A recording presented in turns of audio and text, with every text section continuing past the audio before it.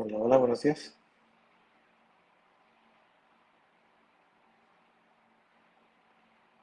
¿Qué tal? Buenos días. Vamos a esperarnos nada más unos segunditos a ver si nos sigue un poquito más de gente. Nada más, antes de empezar, quería mencionar que el propósito de este live va a ser de hablar de la ciudadanía en general. Sé que ya hicimos un video acerca de cómo tomar la ciudadanía en español. También será este tema se tocará aquí, pero también vamos a platicar de la ciudadanía completa, es decir, todos los requisitos, cosas especiales, etcétera. Entonces, esperando unos segunditos. Ok, muy bien, listo. Creo que es buen tiempo para empezar. Ok, muy bien, pues primero que nada, buenos días. Mi nombre es Antonio, soy un abogado asociado aquí en Union Law Group y me pueden encontrar aquí en la oficina de San Isidro, California. Am, para platicar de lo que hacemos aquí en la firma, aquí en Abogados Unión, nos dedicamos exclusivamente a trámites de inmigración, am, específicamente en peticiones familiares de trabajo, corte de inmigración, y tenemos oficinas en Tijuana y en San Diego. Y somos un despacho con 15 años de experiencia. También los invitamos a seguirnos en nuestras plataformas de Facebook, Instagram y TikTok. En estas estamos como abogadosunión.com y también los invitamos a suscribirse a nuestro canal de YouTube. Entonces, antes de comenzar, si tienen alguna duda, alguna pregunta, me gustaría invitarles a que pongan sus preguntas y sus comentarios en la caja de comentarios. Eh, al final, con mucho gusto contestaré sus preguntas. Nada más que sí me gustaría pedirles de favor que por temas de confidencialidad, que nos quedemos en preguntas generales y si hay alguna cosa en específica que tengamos que platicar, con mucho gusto hacemos una consulta. Entonces, el día de hoy me gustaría invitar a todos los residentes a que empiecen el 2022 con el propósito de aplicar a la ciudadanía estadounidense. Yo siempre digo a todos mis clientes que son elegibles para la ciudadanía, que apliquen a la ciudadanía por los beneficios que esta conlleva. Um, Siempre me gusta decirle a mis clientes que una residencia, peor de los casos, se puede perder, una ciudadanía nunca. Así que definitivamente ese sería un gran propósito de este 2022. Entonces, para tocar los temas de la ciudadanía, primero que nada lo básico, ya soy residente, ¿cuándo puedo aplicar a mi ciudadanía? Entonces, lo primero que vamos a hablar es del tiempo, el primer requerimiento. El tiempo o en términos legales, términos de requerimientos, la presencia física. Entonces, un residente desde la fecha que inmigra, y esa fecha se puede encontrar en la tarjeta de residencia en la fecha que viene hasta abajo, desde esa fecha o tienes que esperar o 3 años o 5 años para empezar a aplicar a la ciudadanía. Obviamente se puede empezar a llenar formas, etcétera, un poquito antes y de hecho se puede someter o 30 o 60 días antes de que llegues a esos 3 o 5 años. Um, pero para someter la aplicación en sí, o tienes que tener o 3 o 5 años. Entonces, ¿cuándo califica para una persona para los 3 años o para los 5 años? Habíamos hecho un segmento acerca de esto anteriormente, pero para recalcar, am, si una persona inmigró a través de un cónyuge ciudadano y esa persona sigue casada con ese cónyuge ciudadano, am, esa persona es elegible para aplicar a la ciudadanía en 3 años. Obviamente este es un beneficio ya que pues es más rápido y pues obviamente no se tiene que juntar tanta evidencia. Para todas las demás personas, esas demás personas van a tener que esperar 5 años como todas las aplicaciones regulares de ciudadanía. Ahora, un punto a recalcar en presencia física, nada más para recordar, si es que alguien tiene esa urgencia o esa necesidad de volverse ciudadano inmediatamente o lo más rápido que se pueda después de emigrar, nada más esa persona tiene que tomar en mente que lo más seguro es que tenga que hacer su examen y sus exámenes y su entrevista en inglés, pero tocaremos ese tema en un momento, pero es algo importante que recalcar. Entonces, ¿cuáles son los requerimientos de la ciudadanía? Entonces, vamos a hablar de la elegibilidad básica antes de la aplicación. Entonces, la elegibilidad básica, primero que nada, es el tiempo, lo cual mencionamos ahorita. Entonces, el tiempo de los 3 o 5 años. Nuevamente, para recalcar, 3 años estás casado con una ciudadana o un ciudadano estadounidense y sigues casado con esa persona. O dos, em, 5 años como todos los demás, las demás aplicaciones. Entonces, digamos que ya tienes ese tiempo. Recuerda que no solo es el emigrar, el tiempo que emigraste, sino presencia física en Estados Unidos. Por eso no solo le digo tiempo, sino tiempo incluyendo presencia física. ¿A qué me refiero con presencia física? Pues vivir en Estados Unidos. Me imagino que se ha escuchado comúnmente que a veces personas residentes viven en Tijuana, por dar un ejemplo, y cruzan los Estados Unidos todos los días. Esa es una residencia especial en sí. Am, si es que una persona en sí, sea residente, vive en México y cruza todos los días para trabajar, por dar un ejemplo, esa persona obviamente no está pasando más de la mitad del tiempo en los Estados Unidos, por lo tanto, esa persona no sería elegible para la ciudadanía. Entonces, nada más para recalcar, no solo es el tiempo, sino la presencia física aquí en los Estados Unidos.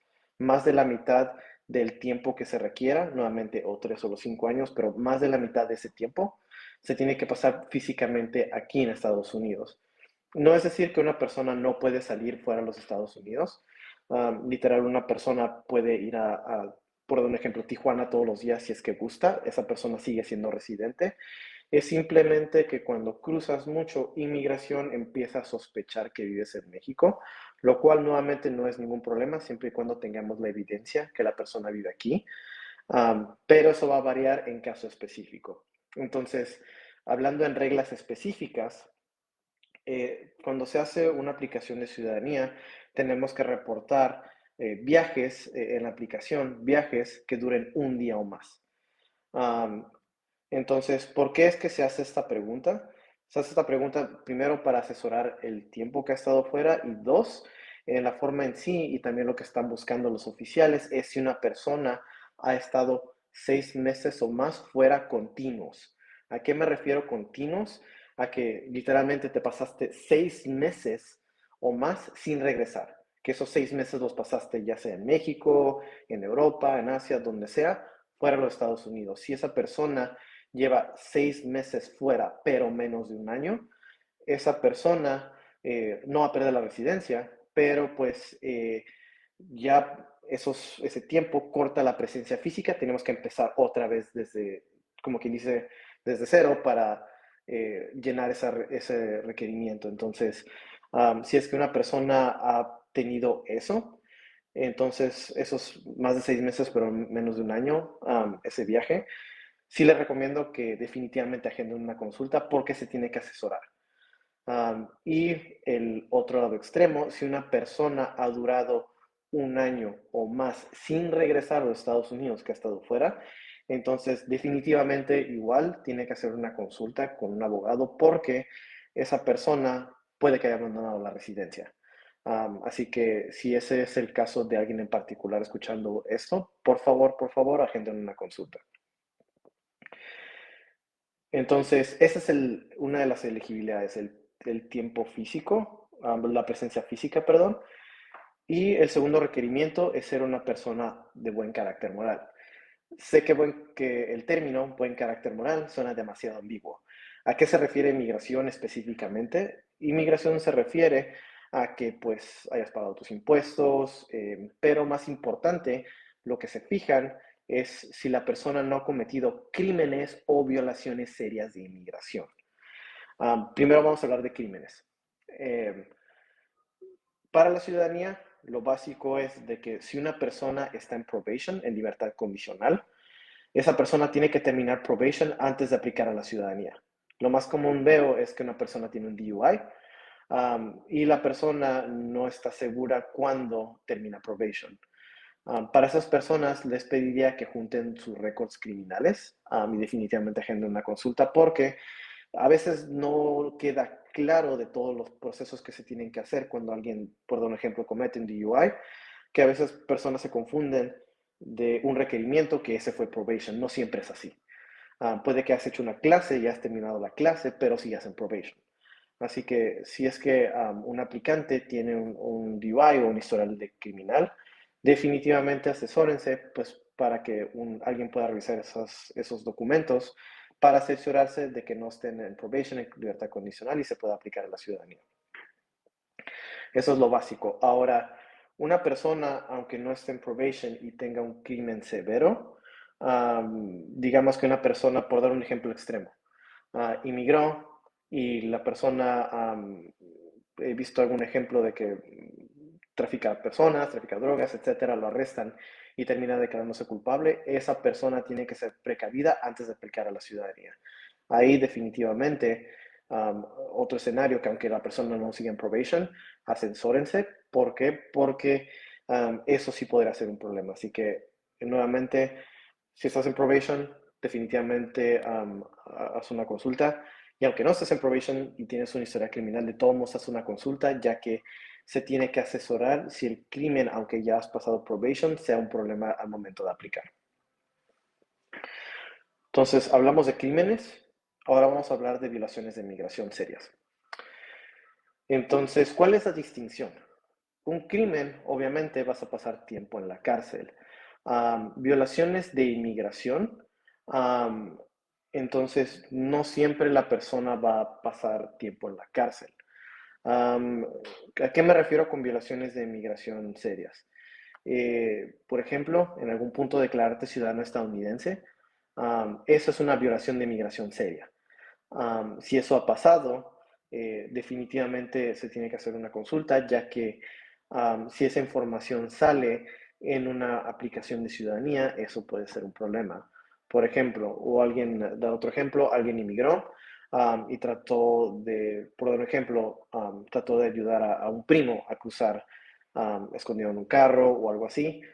Eso también puede ser un problema. Así que si es que alguna vez ha sido detenido por oficiales migratorios, has sido detenido en la frontera, eso en sí puede salir en la entrevista de ciudadanía, entonces definitivamente se tienen que asesorar bien con un abogado, ya que se tiene que evaluar eso antes de aplicar a la ciudadanía.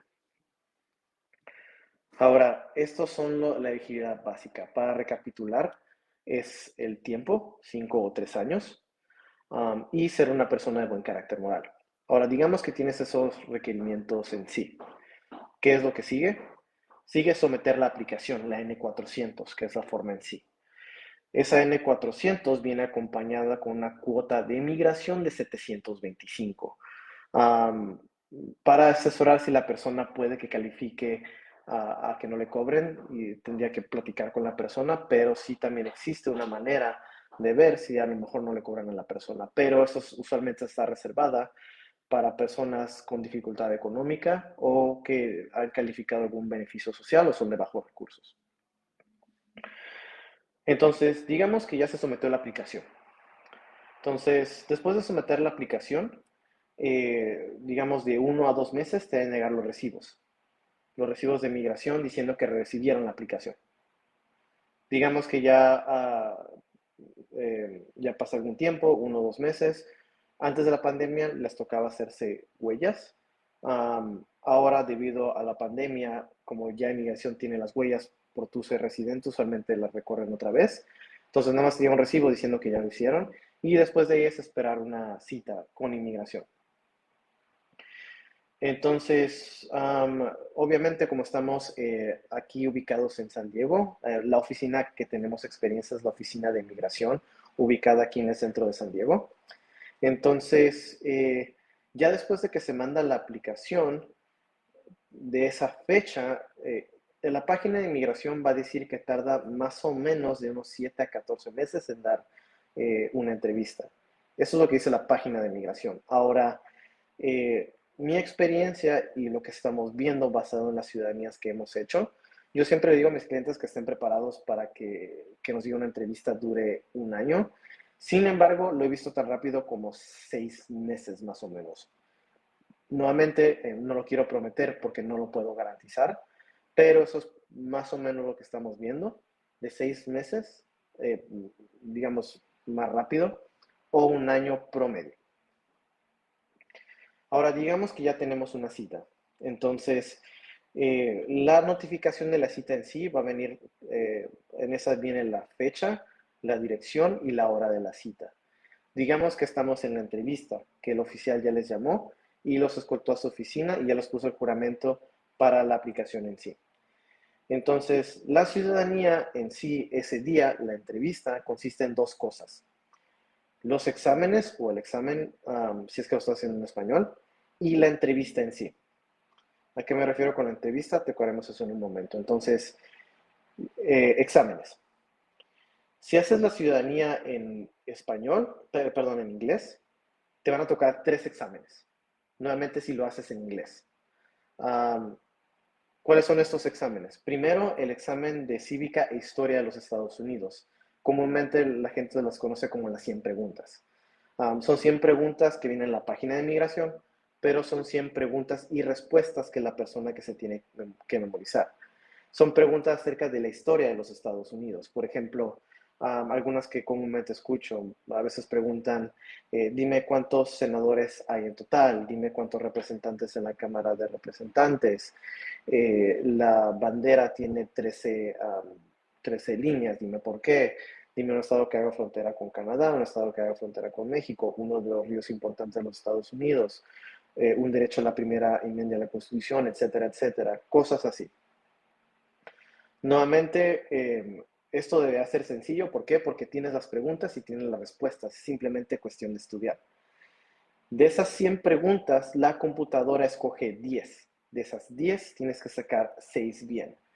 Y nuevamente, todos mis clientes, con que estudien, aunque te pongas nervioso, eh, puedo decirlo con mucha seguridad, que con que estudies, sí lo vas a pasar. Puede que saques una o dos mal, pero recuerda que de esas 10 tienes que sacar 6 bien.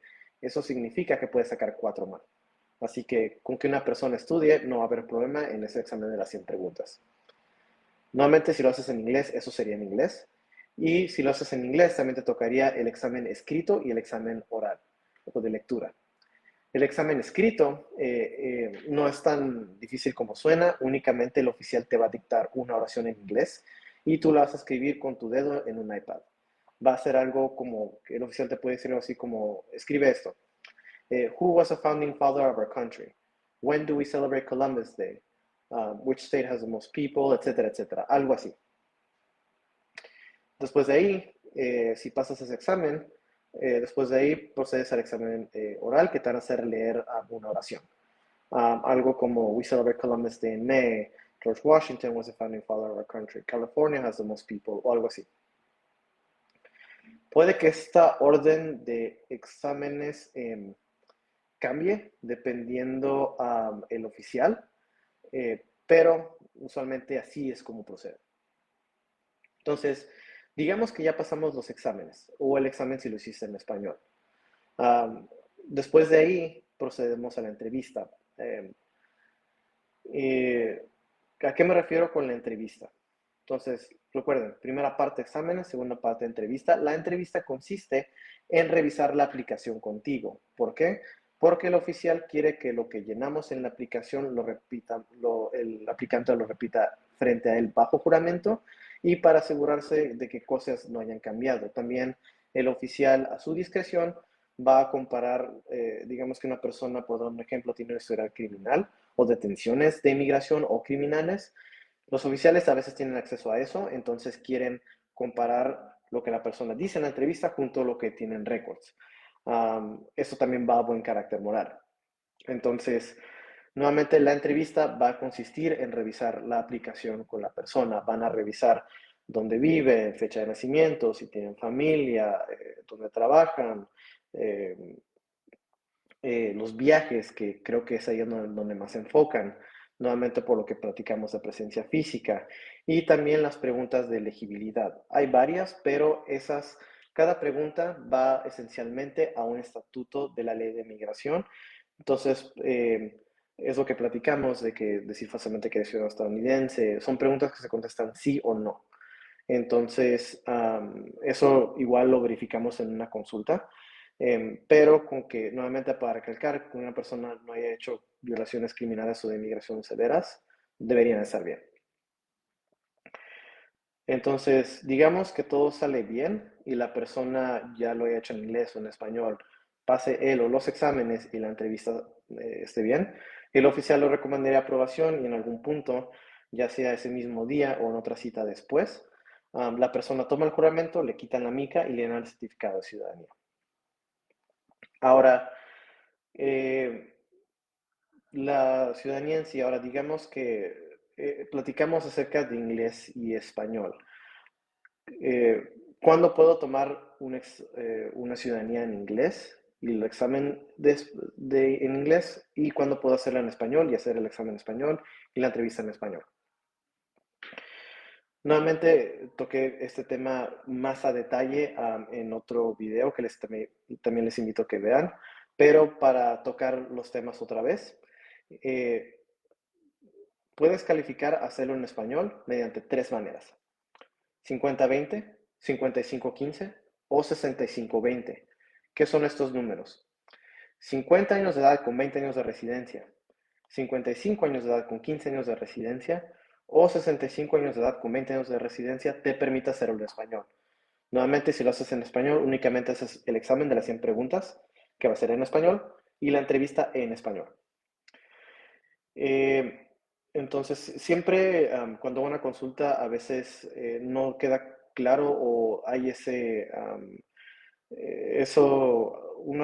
una percepción que únicamente la edad te va a hacer permitirlo en español. Desafortunadamente no. La edad es un componente, presencia física en Estados Unidos es otra. Ahora, obviamente va a variar porque en 15 o 20 años una persona viaja en ese tiempo, etcétera. Entonces, nuevamente, si es que la persona ha tenido periodos en los que vive aquí y otro no, etcétera, entonces esa persona definitivamente la invito a hacer una consulta. Pero esa es la manera en general en la que califica ser en español y todas las demás van a tener que ser en inglés. Ahora, recuerdan que platicamos del examen de ciudadanía en sí, que es las 100 preguntas si lo haces en español o los tres exámenes si lo haces en inglés. ¿Qué pasa si no pasas alguno de estos exámenes, ya sea en español o en inglés? A veces gente tiene la percepción que dicen, si aplico y no paso, me quitan la residencia. No, definitivamente no. La única manera que una persona, quiero nada más para aclarar, la única manera que una persona puede perder su residencia es si comete lo que platicamos, un crimen severo o una violación de inmigración severa. Que obviamente varía caso por caso, así que si tienes una historia criminal o de migración, incluso aunque hayas inmigrado, se tiene que analizar. ¿Por qué? Porque pues cada crimen es distinto en sí, entonces sí se tiene que analizar, pero nuevamente, si es que no tienes historial de migración, no tienes arrestos criminales, únicamente no pasas la entrevista, pues no sé, te pusiste nervioso en los exámenes o no calificaste hacerlo en español y en inglés te falló un poquito, esas personas lo único que te van a decir es, no, lo siento, no pasaste, vas a tener, si lo repruebas una vez, entonces lo que pasaría es de que te dan una segunda oportunidad en hacer los exámenes. Si es que ya la segunda vez no los pasas, entonces lo único que pasa es de que te niegan la aplicación esa vez y lo único que te van a decir es de que pues vas a tener que volver a aplicar, pero no afecta tu residencia de ninguna manera. Así que nuevamente el, um, el que te nieguen, el que no pases los exámenes no significa que te van a quitar la residencia, no.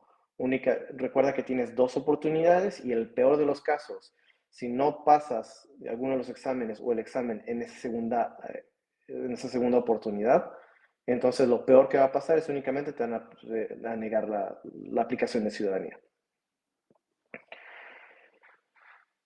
Entonces, nuevamente para recapitular, los requerimientos básicos de la ciudadanía son presencia física, 3 o 5 años, y ser una persona de buen carácter moral. Si llenas eso, se tiene que hacer la aplicación, mandar con inmigración, después de ahí esperar una cita. Si todo sale bien, lo que pasaría es de que te den un juramento, dependiendo el tiempo de procesamiento, puede que sea o ahí mismo o en otra cita después. Y después de hacer el juramento, te quitan la mica y te dan la ciudadanía. Y nuevamente, yo siempre recomiendo a mis clientes que apliquen a la ciudadanía porque esta conlleva a bastantes beneficios. Eh, Primero que nada, el derecho a votar. Varios de mis clientes son residentes por muchísimos años, pero porque son residentes, afortunadamente no pueden votar. Votar es tener voz en el país donde has vivido muchos años, así que definitivamente recomiendo que una persona aplique la ciudadanía, primero por el derecho de votar. También un ciudadano, um, al momento, digamos que esa persona quiere pedir a alguien, tiene más beneficios que te pida un esposo ciudadano o un papá ciudadano, a que te pida un papá residente, un cónyuge residente, etcétera. Así que el inmigrar a un familiar debe ser otro incentivo y puedo sentarme aquí y decirles 20, 30 minutos de qué tantos beneficios conlleva ser ciudadano, pero esto creo que son dos de los más importantes. Definitivamente, para concluir mi presentación, definitivamente me gustaría recomendarles que inicien un trámite de ciudadanía, de preferencia con nuestros abogados, para nuevamente que puedan pues llegar a esa meta final que yo creo que todo persona que inmigra tiene, que es el volverse ciudadano. Entonces, para concluir, espero que esta información les haya hecho de gran utilidad. Si tienen alguna duda acerca de este trámite o de cualquier trámite de inmigración, aquí en Abogados Unión estamos a sus órdenes y nuevamente nos pueden llamar a nuestra oficina al área 619-662-2170, nuevamente era 619-662-2170, o escribirnos en nuestras plataformas de Facebook, o escribirnos a un correo electrónico, y este correo es hola@abogadosunion.com. Nuevamente, hola@abogadosunion.com. Antes de finalizar esta transmisión, me gustaría recordarles que por favor tomen acción y agenden una cita conmigo o cualquiera de nuestros abogados para poder platicar acerca de su trámite y, si todo se ve bien, iniciarlo. Nuevamente, contamos con una garantía de éxito única en la industria, el cual que nosotros garantizamos que si tu caso no tiene éxito, te devolvemos el dinero que pagaste en nuestros honorarios. Entonces, por el día de hoy eso es todo. Nuevamente, mi nombre es Antonio Estrada, soy un abogado asociado aquí en Union Law Group, y nos vemos en el siguiente segmento. Muchas gracias.